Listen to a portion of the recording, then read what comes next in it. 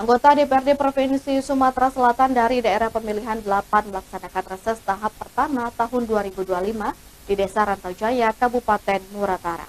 Kegiatan reses ini bertujuan guna menyerap aspirasi masyarakat secara langsung.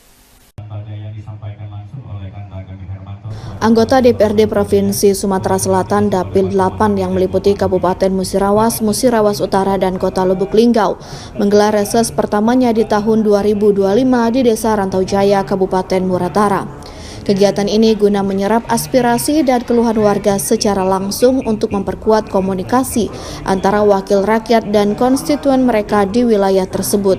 Kegiatan reses ini dikoordinator oleh Muhammad Al-Amin didampingi anggota Dapil 8 yakni Thoyib Rakembang, Eva Ria Novianti, Bembi Perdana, Rika Novlianti, dan Rita Suryani.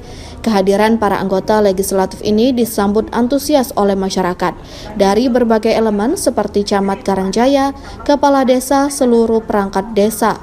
Reses ini menjadi momen penting untuk mempererat hubungan antara pemerintah daerah dan masyarakat. Dalam reses ini, masyarakat menyampaikan berbagai persoalan yang mereka hadapi sehari-hari. Beberapa masalah utama yang menjadi sorotan adalah infrastruktur jalan, serta fasilitas dan kondisi pasar rakyat atau kalangan. Hari ini kita reses pertama balik ke dapil untuk menjaring aspirasi dari masyarakat. Kira-kira apa baik aspirasi dari masyarakat yang bisa kita sampaikan sesuai dengan kewenangan kita.